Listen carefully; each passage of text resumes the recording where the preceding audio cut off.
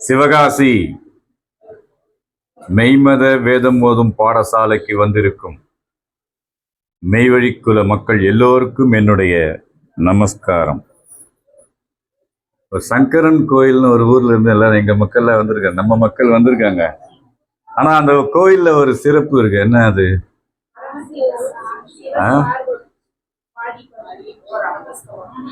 அதெல்லாம் இல்லைங்க. அந்த கடவுளுடைய உருவம் எப்படி இருக்கும்? சங்கர நாராயணன் கோயில் தானே அதுக்கு பேரு. அப்ப சங்கரனும் இருக்கிறாரு, நாராயணனும் இருக்கிறாரு இல்லையா? அது மாதிரி இங்க சிவகாசி பாதி சங்கரன் கோயில் பாதி இருக்குது. ஆனா சிவகாசியில பார்த்தாக்கா தலை என்னன்னு அவர் சொன்னாரு, ஆதங்கப்பட்டாரு. உண்மையா இருக்குது. ஏன் அப்படின்னா, இப்ப எல்லாரும் பேசுனதுதான் பாடு இல்லாம கிடைக்குது நம்மளுக்கு. ஒரு பாடும் இல்லாம மோட்சம் முக்தி அப்படின்னு பெரியவங்க என்னென்ன இதுல சொல்லி வச்சாங்களோ அதெல்லாம் எளிமையா தெய்வம் கொடுத்துட்றாங்க. காலையில இருந்து பூ பறித்தவனுக்கும் மாலையில் ஒரே ஒரு பூ பறிக்கிறவனுக்கும் சாப்பாடு ஒன்றே அப்படின்னு சொன்ன உடனே, இந்த தெய்வத்துக்கிட்ட வந்துட்டப்பா, நம்ம சாயந்தரமே போய் பறிச்சுக்கலாம் அப்படிங்கிற எண்ணத்துல போதான் நமக்கு வந்துருது. ஏன்னா நம்ம மனித சுபாவத்துல வாழ்ந்துகிட்டு இருக்கிறதுனால. ஆனா அடுத்தடுத்து பேசியிருக்கிறாங்க. இப்ப அவர் சொன்னார்ல, 13 வருடங்கள் பாடுபட்டோம், ஒரு நாளைக்கு 50 மைல் நடந்தோம். அப்ப அந்த பாடு யாருக்காக பட்டாங்க அப்படின்னு நினைச்சு பார்த்தா நமக்காக தான்னாக்கா 9:30 மணிக்கெல்லாம் இந்த இடத்துல நம்ம உட்காரணும். காலையில 3 மணிக்கு எழுந்திரிச்சு ஆலயத்துக்கு போயிட்டு துந்துமி வாசிச்சுட்டு பஞ்சநிகழ்ச்சி படிச்சுட்டு, ஆள் இல்லை பஞ்சநிகழ்ச்சி படிச்சுட்டு, அதனால்தான் 1/2 மணி நேரம் லேட்டு. இல்லாட்டி 9:30 நாங்க இங்க வந்திருப்போம். மக்கள் முகம் பார்க்கணும். திருத்தி தெய்வம் அவங்க மேலதான் ஆசை வச்சிருப்பாங்க. யாரு? ஏன் அப்படின்னா, அந்த கிரணம் அவங்க மேல படிஞ்சு படிஞ்சு படிஞ்சு படிஞ்சு படிஞ்சு அந்த வல்லபம் அவங்களுக்கு ஏறிடுது அந்த கடைசி நாள்ல. அவர் பேசினார் பாவூர் சத்தத்துல, பாதம் என்ற தலைப்புல. ஆசீர்வாதம்னா ஒரு போடுபோக்கா நீ போய் கேட்டீங்கன்னா அவங்களும் போடுபோக்கா தான் ஆசீர்வாதம் பண்ணுவாங்க. மனம் கனிந்து உள்ள முருகி நீங்க கேட்டீங்கன்னா அவங்களும் அந்த அந்த எல்லையில இருந்து உங்களுக்கு ஆசீர்வாதம் பண்ணுவாங்க அப்படின்னு பேசுனது. இதெல்லாம் எதுக்காக அப்படின்னா, ஏதோ ஒரு தெய்வ சித்தத்துல இதுக்கு ஒரு கதை இருக்கு. நான் சொல்லணும்னு நினைக்கிறேன், நேரம் கிடைக்காம விட்டுட்டு போயிடுறேன். இன்னைக்கு சொல்லியே ஆகணும். ஏன்னா 2 ஊர் மக்களும் இருக்கிறாங்க. அதனால இந்த கதையை கடைசியா சொல்றேன். அதாவது,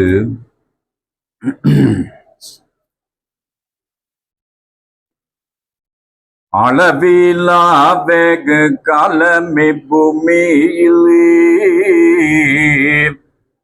பழமையான புராதன பூர்வீகர் நிழற் போலும் பிரியாதனை ஆண்டவன், நிழற் போலும் பிரியாதனை ஆண்டவன், தலையிலன் குரு தாழ்வாழி வாழி ஏ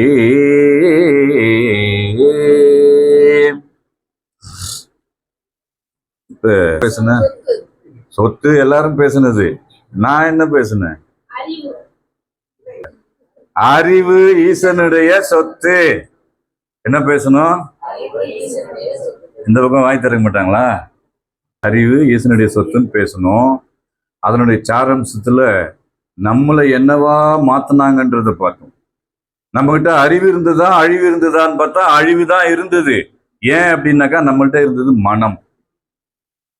மனதை என்ன பண்ணாங்க? மெல்ல மெல்ல அகவிளைவு குடியேற்றி ஒரே நாள்ல கொடுக்கல. இப்படி மாசம் மாசம் மாசம் ஒருத்தர் பேசுறது கேட்டு கேட்டு கேட்டு இந்த சொத்து நமக்கும் வேணும்பா, விட்டுறக்கூடாது அப்படிங்கிற ஒரு ஆர்வ சித்தம் ஒருத்தருடைய உள்ளத்திலே ஏற்படணுங்கிறதுக்காக தான் தெய்வம் எங்களை விரட்டுறாங்க அப்படின்னு தான் நான் எடுத்துக்கிறேன். பேசுறாரு, நிகழ்வுகளை பேசுறாரு. ஆனா வாக்கியம்தான் உயிர் உள்ளது. வேதம் உயிருள்ளது. வேதத்திலிருந்து எடுத்து கொடுக்கணும். அப்படின்னா வேதத்தை நாம படிக்கணும். இப்ப பரமசிவம் பாருங்க, முத்து முத்தா வந்துகிட்டே இருக்கிறார் பாருங்க. அதனாலதான் அவரை நாங்க விடுறதில்ல. அவருக்குன்னு ஒரு நேரத்தை ஒதுக்குறோம். அந்த வேகம் காட்டி விளக்கிய வேதியா, மோகம் மூட்டி முடித்த தவசி. வேகம் காட்டினாக்கா விவேகம் வரும். விவேகம் வரும்போது வேதத்துக்குள்ள போவோம். வேதத்துக்குள்ள போனா மோகம் வரும். அப்புறம் சாந்தி பண்ணிடுவாங்க, முடிச்சிடுவாங்க நம்ம கதையை. என்னத்த அலைப்பாயிர மனதை அறிவா மாற்றிடுவாங்க. இதுதான் நம்ம தெய்வம் நமக்கு செய்யற உழவு. அவர் பேசினாரு உழவு உழவுன்னு, பிரளயத்திலிருந்து தப்பிக்கிறதுக்கு உண்டான உழவு. அதுக்கு முன்னாடி இப்படி எல்லா உழவு நமக்கு ஏற்படுத்தி வச்சிருக்கிறாங்கிறத நாம தெரிஞ்சுக்கிட்டோம்னா தான் தெய்வத்தை எப்படி பிடிச்சுக்கணுங்கிறது தெரியும். இந்த காட்டானை வாழை பற்றுங்கிறாங்க. காட்டானைன்னா காட்டுல திரிகிற யானை வாழை போய் பற்றுனா என்ன கதியாகும்? தூக்கி போட்டு மிதிச்சு சாகச்சிடும். அவங்களுடைய ஆணை நமக்கு காட்டும். காட்டும் ஆணை, கட்டளை வேறு. இது காட்டும் ஆணை, இறைவனை காட்டும் ஆணை, எமன் பதியிலிருந்து தப்பிக்கிற இடத்தை காட்டும் ஆணை. அந்த காட்டும் ஆணை வாழை பற்று. வாழை என்பது நற்றால், வாழைக்குமரி. அதை போய் பிடிக்கணும். அது எங்க இருக்கு? வேதத்துல இருக்கு. நற்று நற்றால் சித்தரி குரத்தி பெற்ற முத்திரை கூடஸ்த ரத்ன ரேரே மேடியா. இப்படி எடுத்து கொடுக்கும்போது தான் அந்த சுவை நம்ம காதுல இனிக்க ஆரம்பிக்குது இல்லையா? சரி, போன வாட்டி அறிவு ஈசனுடைய சொத்துன்னு பேசணுமா? நம்ம சொத்து எது? நம்ம சொத்து எது அப்படின்னு நம்ம நினைச்சிட்டு இருக்கிறோம்.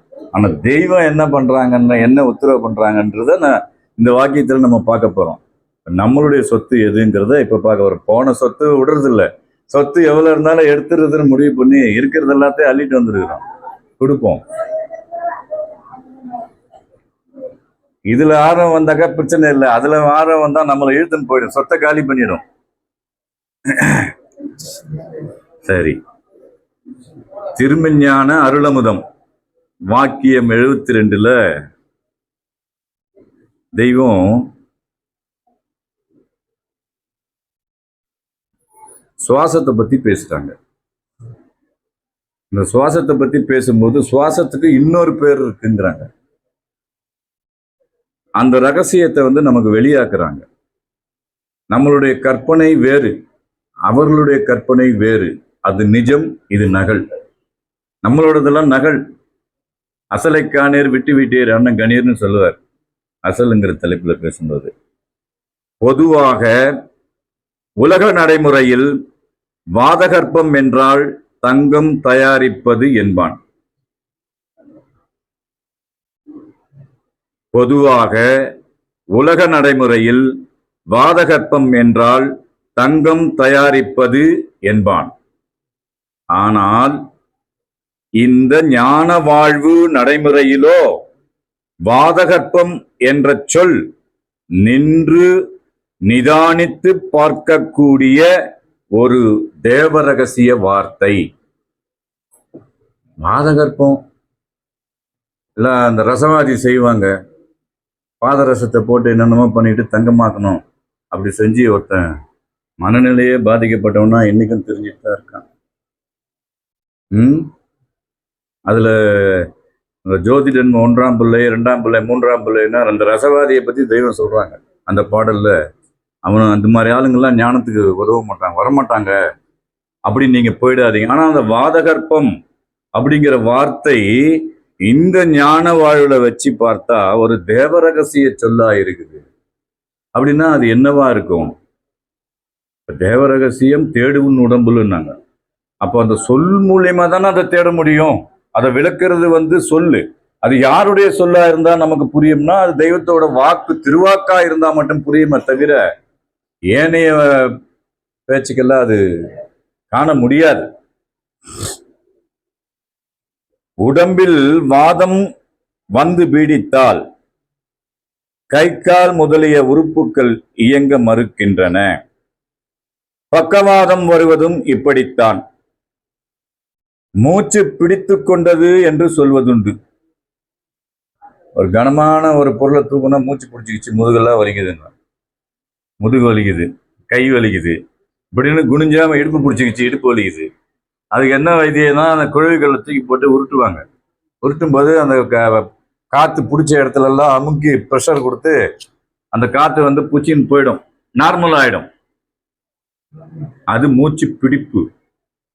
அங்க சாதாரணமா இந்த மாதிரி பிடிக்கிற மூச்சுக்கு வலி வருது. தெய்வம் வந்து அவங்களுக்கு பேர் என்ன?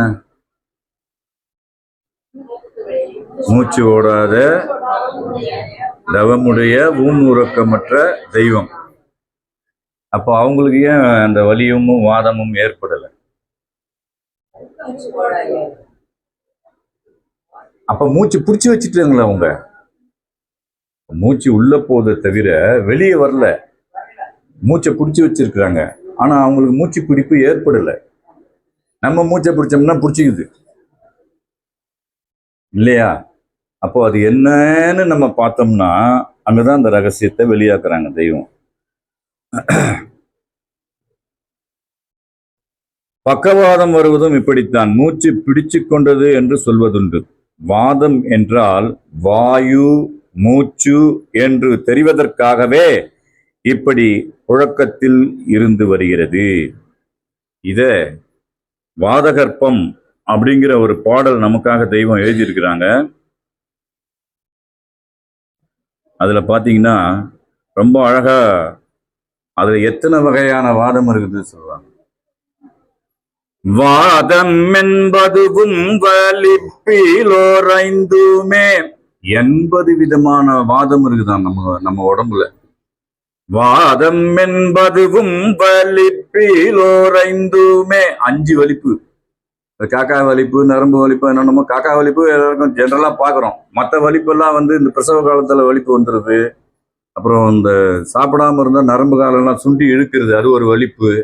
இந்த மாதிரி 5 விதமான வலிப்பு இருக்கிறதா தெய்வம் குறிப்பிடுறாங்க. வாதம் என்பதுவும் வலிப்பிலோர் ஐந்துமே. சேதம் செய்யும் புறவிச்சுடனே மற்றும். அந்த இத்தனை வாதமும் இத்தனை வலிப்பும் என்ன ஆகும் தெரியுமா? என்னுடைய சொல்லால, சொல்லாமலே சொல்லாமலே சொல்லாமலே எல்லாம் இடுத்தெல்லை கடந்தோடும் ஓடும் அப்பா. மாதவன் தவ மருந்தொன்றிருக்கு வாங்க வாருமே. மரண வறுமை தீருமே. இந்த பாடல்ல 80 வகையான வாதம் இருக்குது, 5 விதமான வலிப்பு இருக்குது. இதெல்லாம் என்னுடைய வார்த்தைப்படி நீ நடந்தேனா சொல்லாம கொல்லாம இந்த தேகமாகிய எல்லையை கடந்து விட்டுட்டு ஓடி போயிருப்பா. அப்பேற்பட்ட மருந்து எது அப்படின்னு பார்த்தா நம்ம தெய்வத்தினுடைய திருவாக்கு அப்படிங்கிறத திரும்ப திரும்ப நம்ம ஆணித்தரமா நம்மளுடைய எண்ணத்துல ஊனி வச்சுக்கிட்டாதான் அந்த வாக்கினுடைய வல்லபம் நமக்கு தெரியும். அது வரைக்கும் புரியாது. ஏதுமோ வந்தோமா, கேட்டோமா, பசியா இருந்தோமா, போனோமா, இங்கிருந்து கீழே இறங்கணும்னு மறந்துடும் எல்லாம். இப்படிதான் நம்ம வாழ்க்கை ஓடிக்கிட்டு இருக்கு. அதுல இருந்து நம்மளை மீட்டு மீட்டு கொண்டு வராங்க தெய்வம், மீட்டுறாங்க.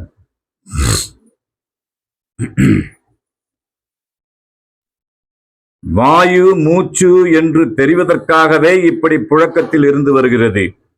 நாசிக்கு வெளியே மூச்சு ஓடாத தவம் பெறும் செயலையே அது குறிக்கிறது. எது? அந்த வாதகற்பம். வாதகற்பம் அப்படின்னா என்னன்னா, நாசிக்கு வெளியே மூச்சு ஓடாத தவம். இப்ப நமக்கு ஓடுதா இல்லையா? ஓடுது இல்ல. இந்த நேரம் நிக்குமா இல்லையா? எப்படி நிக்கும்? எப்படி நிக்கும் சொல்லுங்க. நிக்கும். உண்மை. உன்னுடைய ஆசான் பற்றிய நினைவு உனக்கு வரும்போதெல்லாம் உன்னுடைய சுவாசமானது உள்ளவே நிற்கும். அதாவது வரவு அதிகமா இருக்கும், செலவு கம்மியா இருக்கும். தூக்கத்துல 48 அங்குலம் வெளியே போகுதுன்றாங்க. 64 48 போச்சுன்னா மிச்சம் இருக்கிறது 16 அங்குலம் தான் உள்ள நிக்குதுன்னு சொல்றாங்க. இப்படி ஒரு ஒரு அங்குல கணக்குல போட்ட தெய்வம் நம்ம தெய்வத்தை தவிர வேற யாருமே சுவாசத்தை பத்தியுமோ மரணத்தை பத்தியுமோ இந்த அளவுக்கு எடுத்து நம்ம அறிவுல படும்படி சொன்னதில்லை. சொல்றதுக்கு அவங்களுக்கு உத்தரவும் இல்லை. ஏன் அப்படின்னா அந்த ஆதி பரம்பொருளே இதெல்லாம் இந்த ரகசியங்கள் எல்லாம் வெளியாக்கணும். அதாவது காஞ்சிபுரத்துல ஆதி சபேசிய கோயில் ஒண்ணு இருக்குது. சபேசியன்னு ஒரு பேர் கேள்விப்பட்டிருக்கிறோம். ஆனா ஆதி சபேசியர் அப்படிங்கிறது தெரியல. ஆனா ஒரே ஒரு இடத்துல தெய்வம் கொடுக்குறாங்க, கேடுகுடகத்துல ஆதி சபேசிய அர்ரகசியத்தைன்னு கொடுப்பாங்க. நினைவுல வருதா? கேட்டிருக்கிறோமா? அப்போ ஆதி பேசல, வடலூரார் வந்த வரைக்கும் ஆதி பேசல. அதுக்கப்புறம் 29 ஆண்டுகளுக்கு அப்புறம் பாட்டையரை தெய்வம் கை போட்டு, தெய்வத்தை பாட்டையர் கை போட்டு அதுக்கப்புறம் அகிலவலமெல்லாம் சென்று திருப்பரங்குன்றம் மலையில போய் தவம் இருந்து சன்னதங்கள் பெற்று இறங்கி 13 வருடங்கள் பாடுபட்டு ஒரு தலை கிடைக்காதா என்று ஏங்கி கடைசியில் இன்னைக்கு சிவகாசியில் ஒரு சபை, மதுரையில் சபை, பாவூர் சத்திரம் சபை, அப்புறம் பார்த்தீங்கன்னா அது தாண்டி காவல் கிணறுல சபை, சென்னையில் எல்லா பக்கமும் சபை, எல்லாம் மெய்வழி மக்கள். யாருடைய பாடு? நம்ம பாடா? அந்த தனி நற்றிருமேனியினுடைய பாடு. இன்னும் என்னுடைய ஒரு இடத்துல வயிறு நிறைந்து விட்டதுன்னு குறிப்பிடுவாங்க, இன்னொரு இடத்துல என் பாட்டுக்கு இவ்வளவுதானா அப்படின்னு ஆதங்கப்படுவாங்க. அப்போ இன்னும் அவங்க எதிர்பார்க்கிறாங்க அப்படிங்கிறது நம்ம புரிஞ்சுக்கணும்.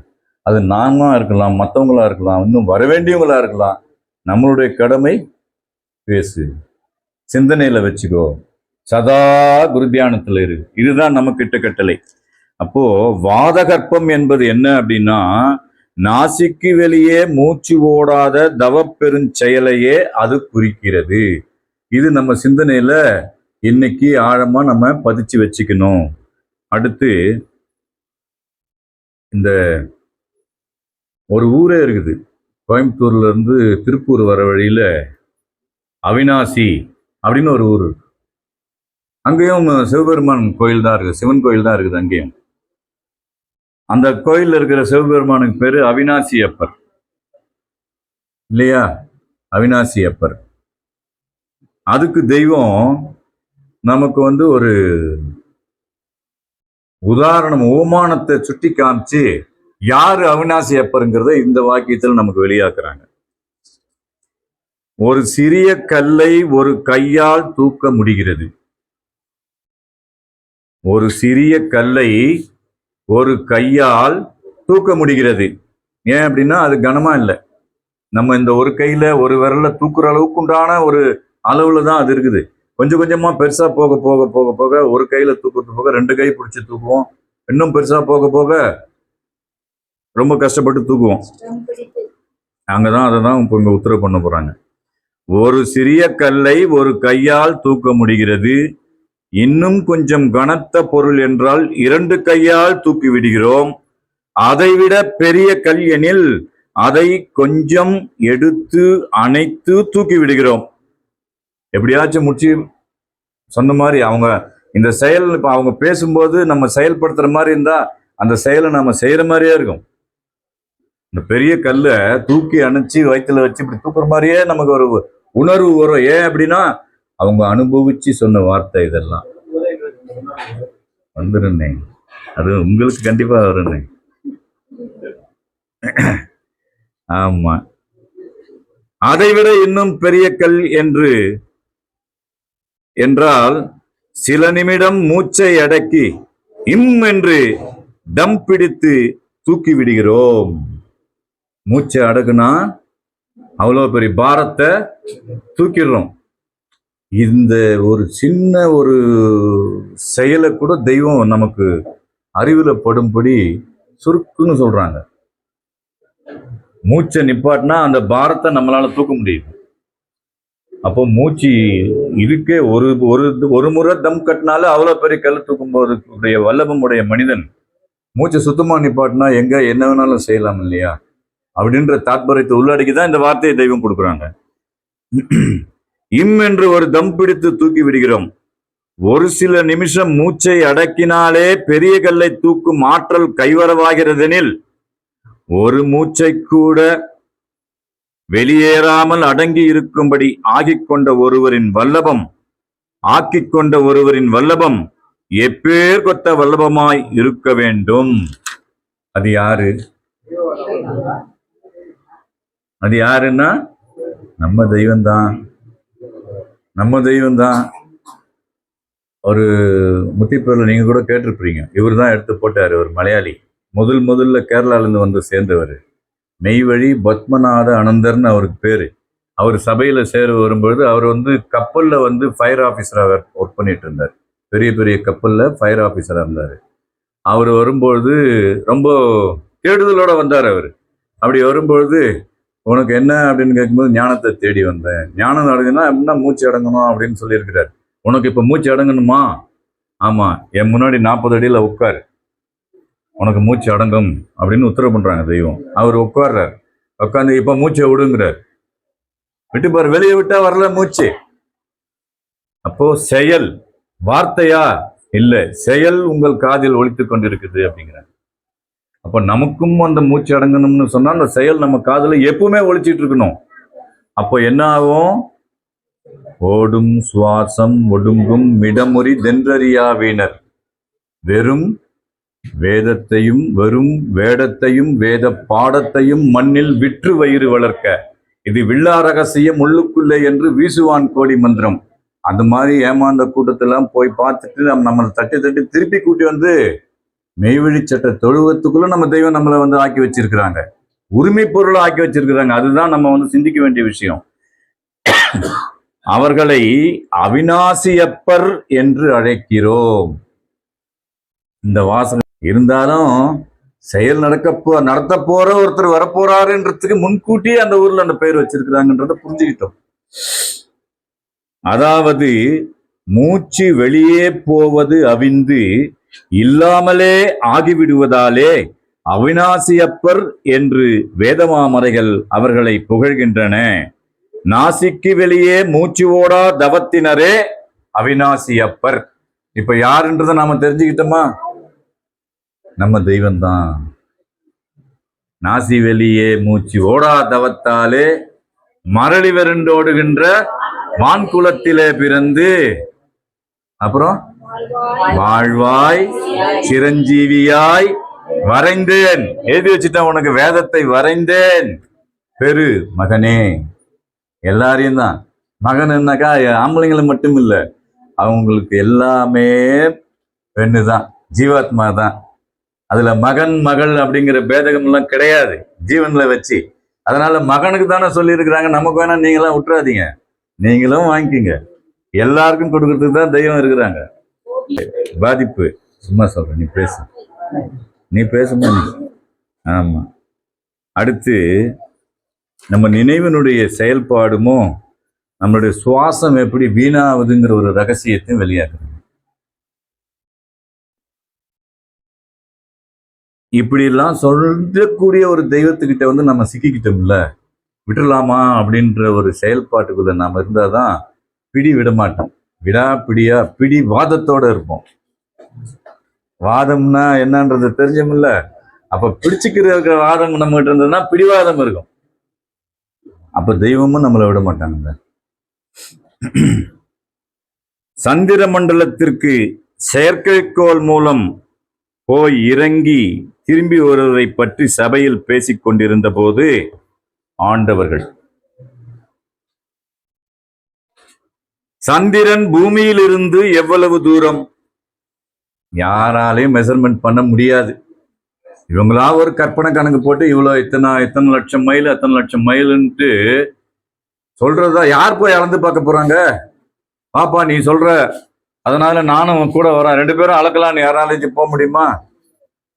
பெரும் பலத்தை லட்சம் கோடி ரூபாய் செலவு பண்ணி போய் அளந்து பார்த்து சொன்னா அது உண்மையா இருக்கும் நம்பிக்குவோம் அப்படிங்கிற ஒரு பக்குவத்துல தான் போனோம் ஒழிய நிரூபணை செய்யுங்கன்னு யாரும் போய் கேட்டு பண்ணல. அதனால எது வேணாலும் பேசலாம். யாரும் கேட்க போறது கிடையாது. ஆனா இங்க நிரூபணை செய்யறத மட்டும்தான் பேசணும், இல்லாததை பேசக்கூடாது.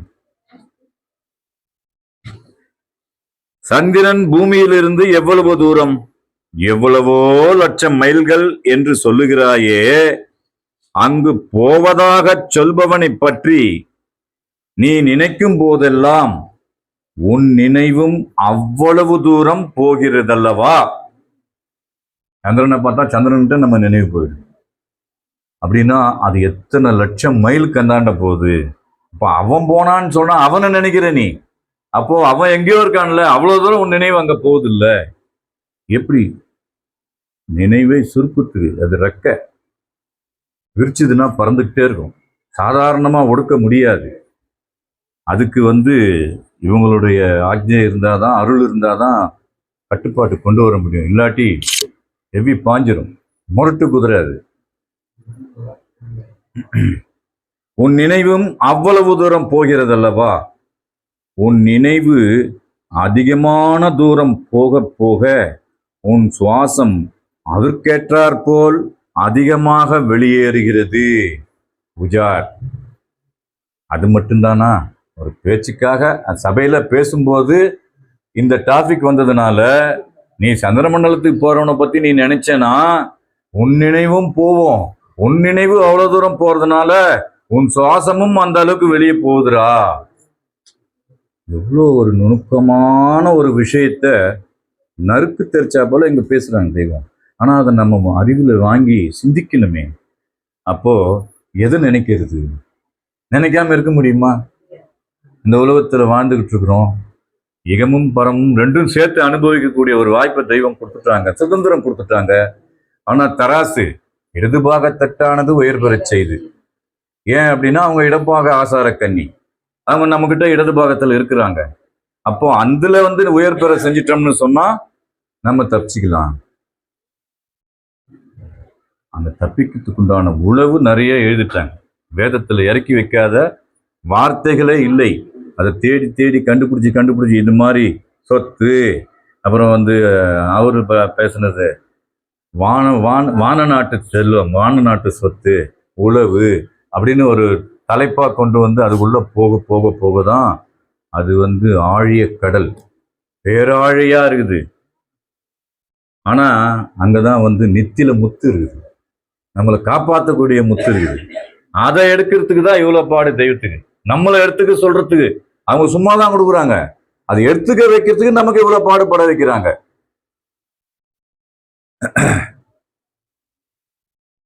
அவ்வளவு தூரம் போகிறதல்லவா? உன் நினைவு அதிகமான தூரம் போக போக உன் சுவாசம் அதற்கேற்றாற் போல் அதிகமாக வெளியேறுகிறது. உஜார், மூச்சு வீண் போவதுதானே பாவம்.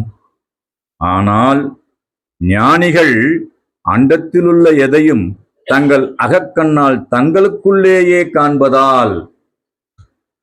அமெரிக்கா அப்படின்னா ஒரு நாடுன்னு வச்சுக்கோங்களேன். அங்க என்ன இருக்கும்? இதே தான் இருக்கும், இதே கல் மண்ணு, கொஞ்சம் பனி அதிகமா இருக்கும், பனி கம்மியா இருக்கும். அதை போய் அங்க போய் தான் பார்த்துட்டு பிரசாதமா பேசணுங்கிறது கிடையாது. தேவையற்றது, அது தேவையற்றது. 2 நாள் பயணம் பண்ணும் விமானத்துல, எந்த ஒரு பிடிப்பும் இல்லாம ஆகாயத்துல பறந்து போயிட்டு இருக்கு. கரணம் தப்புனா மரணம்ங்கிற ரீதியில தான் போறோம். ஆனா துணிஞ்சு போயிட்டு தான் இருக்கு. நம்ம பிள்ளைங்கலாம் அங்க இருக்கிறாங்க. இல்ல, இன்னும் ஒரு வாக்கியம் இருக்குது, அது வரைக்கும் காத்துட்டு தான், அதுதான் முக்கியம். சரி, மூச்சு வீண் போவதுதானே பாவம். ஆனால் ஞானிகள் அண்டத்தில் உள்ள எதையும் தங்கள் அகக்கண்ணால் தங்களுக்குள்ளேயே காண்பதால் அவர்களுக்கு சுவாசம் வெளியேறுவதில்லை. அப்ப நமக்குள்ளவே எல்லாத்தையும் பார்க்கணும்ன்றத வித்தியை நம்ம கத்துக்கணும்னா நம்மளும் அதை பார்க்கலாம்ல. தெய்வத்தை பார்த்தா எல்லாமே. மகாபாரதத்துல அர்ஜுனனுக்கு அந்த விஸ்வரூப தரிசனையை காட்டுறதா ஒரு படம் பெருசா போட்டிருப்பாங்களே, பார்த்துருக்கீங்களா? பார்த்துருக்கீங்களா இல்லையா? பார்த்துருக்கிற வாய்ப்பு இல்லைன்னா அடுத்த வாட்டி சங்கரனாகிட்ட சொன்னா எங்க இருந்தாலும் தேடி கொண்டாந்துருவாரு. சப்பாத்தி எங்கண்ணே,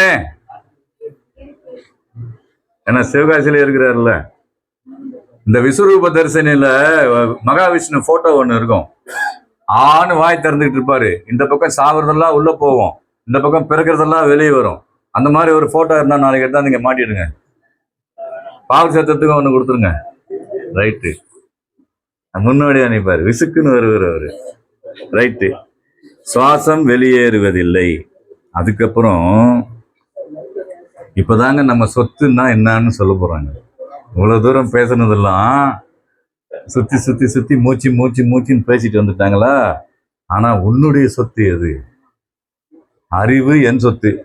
ஈசனுடைய சொத்து அறிவு. எந்துன்னா எந்த இல்லை, தெய்வத்தோடது. ஏன்னா தெய்வம் என்கிட்ட இருக்கிறதுனால தானா ஆட்டோமேட்டிக்கா கை அங்க போயிடுது. அண்ணன் சொல்லுவாரு, அவரு கை காமிச்சிட்டாரு, ஏன் சொத்துன்றாரு அப்படின்னு. கூடவே 2 பேர் வச்சிருக்கிறேன் நான், துவாரபாலகர்கள் மாதிரி. தூண்டுகோல் தூண்டுகோல் தார்குச்சி எனக்கு அவங்க 2 பேரும். இவர் ஒருத்தர் அவர் ஒருத்தர், அதெல்லாம் சொல்லக்கூடாது. மதுரை சபையில சொல்றேன் அதை. சரி, இப்ப நம்ம சொத்து எது? இதை தெரிஞ்சுக்கிட்டா என்னோட நேரமும் முடிய போகுது.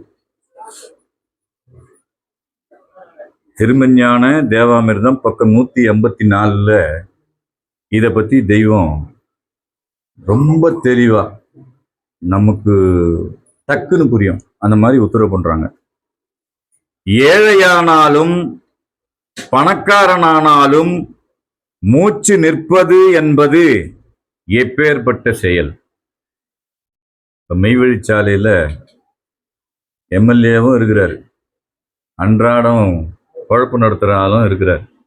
கூலி வேலை பார்த்துட்டு தெய்வமே அப்படின்னு வந்தவரும் இருந்தாரா இல்லையா? அவருக்கும் தான் மூச்சு நின்றுச்சு. பணக்காரராக இருந்த அவருக்கும் மூச்சு நின்றுச்சு. ஆனால் நிப்பாற்றுறவர் எப்பேற்பட்டவர்? அவர் எப்பேற்பட்டவர்? அவர் ஏழைக்கு ஏழை, பணக்காரருக்கு ரொம்ப பணக்காரர். என்றும் கூறையா பணக்காரர் அடியவர், 7 கடல் கூடி தேப்பம் விட்டார். 7 கடல் குறிச்சி ஏப்பம் விட முடியுமா? அப்படி விட்டவர் நம்ம தெய்வம். அப்படின்னா அவங்க கிட்ட எவ்வளோ செல்வம் இருக்கும், அதை மதுரை சபையில பேசணும். பொங்குமாங்கடல் அப்படின்னா என்னன்னு தெரியாம இருந்தது. கேட்டீங்களா? பொங்குமாங்கடல் அது அவங்களுடைய ஆலவாய் ஊற்றிலிருந்து கிளந்து வரும் திருவாக்குன்னு வெளியாக்குறாங்க.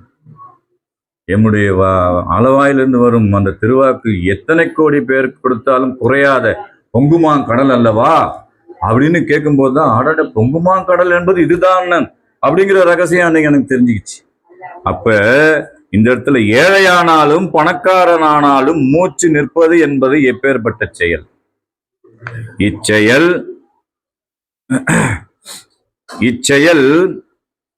அங்கே ஸ்தாபரமாக இருந்தால், அங்கேயே ஸ்தாபரமாக இருந்தால் அது எப்பேற்பட்ட சொத்து.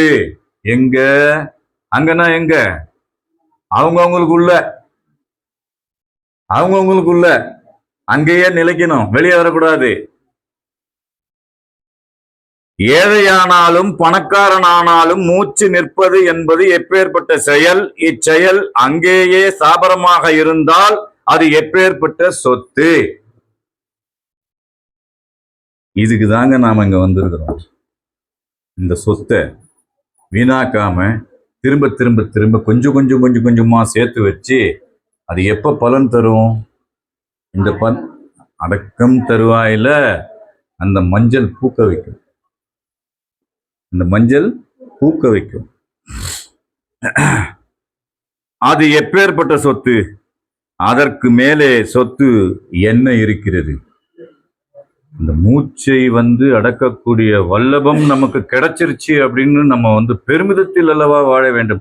இப்ப அவர் படிச்சார்ல, உன் கண்முன் கிடக்குது பார் கஞ்சி, அது போதும் என்று நினை, நாளை என்ற நினைவை எட்டி உதை, ஏனெனில் நாளைக்கு வேண்டியவர் நாம் ஒருவர் தான்.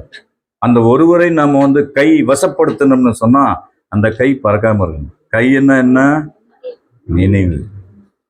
கை என்றால் நினைவு. அப்ப அந்த நினைவு பறக்காம இருந்ததுன்னு சொன்னா அவங்க கை வசமாகும்.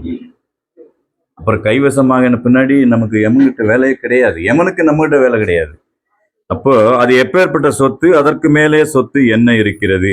பொய்ப்பொருள் எதுவரை? மூச்சு போய்விடும் முறைதானே எல்லாருக்கும். அவர் கூட சொன்னாரு, சிவகாசியில் இடம் வாங்கி போட்டிருக்கேன், மதுரையில் வாங்கி போட்டிருக்கேன், பாவூர் சத்தத்தில் வாங்கி போட்டிருக்கேன், சொல்லிக்கலாம். அதெல்லாம் எதுவரை? இது வரைக்கும் தான். அதுக்கப்புறம் ஒன்றும் இல்லை. அது மண்ணு தான். நீங்க சொல்லிட்டீங்களா? அது நீங்க தான் சொல்லணும், அது நான் சொல்லக்கூடாது. இரு இரு இரு, நீ இங்க எப்படிலாம் கை காமிக்காத. கதை வேற இருக்குதுப்பா. அது சங்கரன் கோயில் சபை. இது யாருக்கும் பசி எடுக்கலையும். பசிக்குதாங்க? சொல்லுங்க. நீ பாட்டு அது இவங்கெல்லாம் அமைதியா இருக்கிறாங்களே. சங்கரன் கோயில் மக்கள்லாம் அமைதியா இருக்கிறீங்களா? பசிக்குதா? மதுரை மக்களுக்கு தான் பசிக்கும். அவர் 1:30 சாப்பிடுறாரு. சரி, இருக்கட்டும். பொய்ப்பொருள் எதுவரை? மூச்சு போய்விடும் வரை தானே. ஒரு தம் பிடித்து, தம், இந்த தம் சப்புன்னு ஒன்று காமிப்பான். அப்படி இதுதான். இது ஏன் தம் சப்புல இருக்குது? தம்ஸ், இதுதான் தம்மு. அங்குஷ்ட பிரமாணம், அகஸ்தியரு, அதெல்லாம் நிறைய இருக்குது. நாட்டம் பெருவிரலில் எங்க பேசணும்? மதுரையில. ஏதோ ஒண்ணு சொல்லுவோம், யார் பார்க்க போறாங்க? பொய்ப்பொருள் எதுவரை? மூச்சு போய்விடும் வரை தானே. ஒரு தம் பிடித்து ஒரு குத்துக்களை தூக்குகிறோம். ஒரு மூச்சை அடக்குவதில் இவ்வளவு வல்லபம் இருந்தால், மூச்சே சுத்தமாக தாமே அடங்கினால் என்ன வல்லபம் இருக்கும்? மூச்சு ஓடா தவ வலிமை உடையவர்கள் எவ்வளவு வலிமை உடையவர்களாக இருப்பார்கள்? தம்மை அறிந்து. யார அறியணுமா? தம்மை. தம்மை.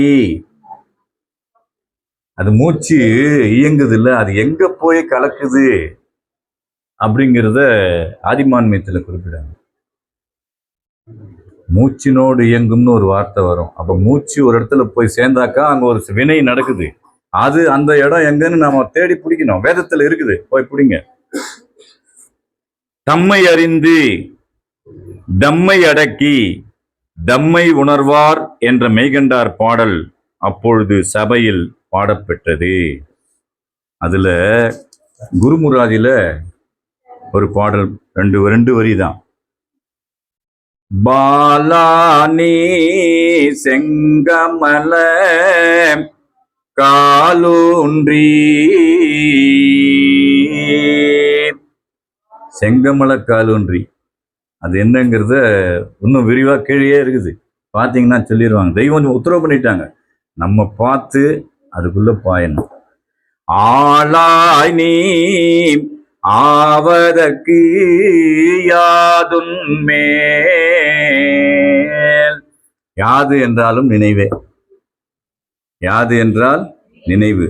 அதாவது பாலானி செங்கமல காலூன்றி ஆளாய் நீ ஆவதற்கு யாது உண்மேல். நான் உண்மையில அதே நினைவா இருக்கிறேன்பா, நீ ஆளாகணும். பாவம் போக்கி ஆளாக்கி விட்ட சஞ்சீவின்னு இதுல வரும், ஆனந்தக்கல். ஆளாக்கும் சஞ்சீவி, பாவம் போக்கி ஆளாக்கும் சஞ்சீவின். இங்க ஆளாய் நீ ஆவதற்கு யாததன் மேல். நீ ஆளாகணும்பா. ஆளுன்றது வளர்ச்சி இல்லையா, அறிவு இல்லையா அப்படிங்கிறத நம்ம தான் யோசிச்சு நம்ம அப்படி நுணுகி பார்த்தாதான். நீ நேரத்தை பார்த்துட்டு இருக்காத. அதுக்கப்புறம் குற்றெழுத்தை நீக்கிய பால் உற்றெழுத்தை. மூர்த்தி என்ன நின்னாலே பயமா இருக்குதுப்பா. இல்ல, முடிக்கிற நேரத்துல வருவார், அதனால சொல்றாரு. குற்றெழுத்தை நீக்கிய பால் உற்றெழுத்தை மற்றெழுத்தை ஓதாதே ஓதோதி. இப்படி எல்லாம் நீ உள்ளுக்குள்ளவே தெய்வ வாக்கியங்களை படிச்சுக்கிட்டு கேட்டுக்கிட்டோம் நினைச்சுக்கிட்டு இருந்தேனா, குற்றெழுத்தை நீ ஓத வேண்டாம், மற்ற எழுத்தை ஓதிட்டே இருந்தீனா அது என்ன செய்யும் தெரியுமா? மேல சுழி மூலவட்டம் காலூன்றி மூல நாடியூடழுத்த. என்னது? மூச்சாடா. இத்தனை செயல் நடக்கிறதுக்கு நீ இப்படி எல்லாம் கஷ்டப்படாத. என்னை பத்தி நினைச்சுக்கிட்டு இரு, என்னை பத்தி பேசிக்கிட்டு இரு, இல்லாட்டி என்னை பத்தி கேட்டு யாருன்னா பேசினா அதை கேட்டுக்கிட்டு இரு. அப்படி செஞ்சேன்னா இந்த குற்றெழுத்து உற்றெழுத்தெல்லாம் ஓத வேண்டியதே கிடையாது.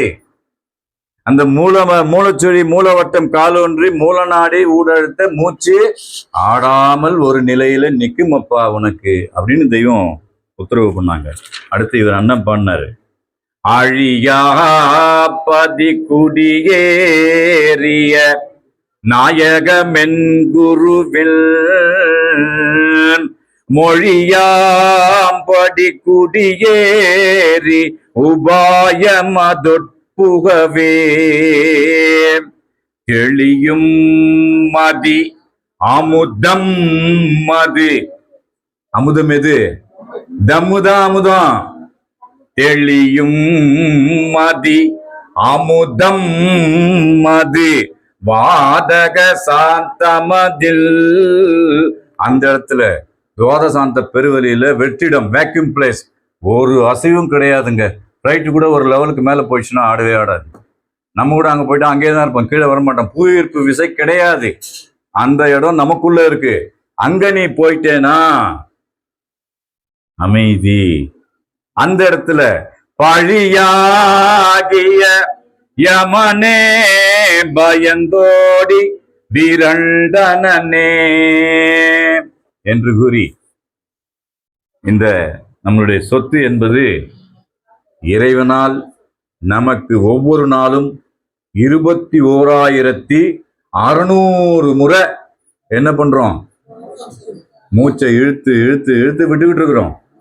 அதை விட்டுடாம உள்ள அடக்கி வச்சினா அந்த மூச்சு தான் உன்னுடைய சொத்துங்கிற ரகசியத்தை இந்த வாக்கியத்தின் மூலமாக நம் தெய்வம் அவர்கள் நமக்கு இன்று அருளியுள்ளார்கள் என்பதை கூறிக்கொண்டு, அவர்களுடைய பாதார விந்தங்களிலே பரிபூரண சரணாகதி அடைந்து அடுத்த சபையில உங்களுக்கு ஆர்வம் இருக்குதான்னு அடுத்த சபையில பாக்குறேன். அப்ப சொன்னா சொல்றேன். அவர்களுடைய பாதார விந்தங்களிலே பரிபூரண சரணாகதி அடைந்து அவர்கள் அளக்க நிற்கும் நிஜநிதி புதுவாழ்விலே மனங்கூடி சேர்ந்து பொல்லா பிறப்பினை ஒழித்து தம்முடன் இருப்போமாக என்று கூறிய என்னுடைய முத்திப்பேரரை மீண்டும் தொடரும். அனைவருக்கும் நமஸ்காரம், நமஸ்காரம், நமஸ்காரம்.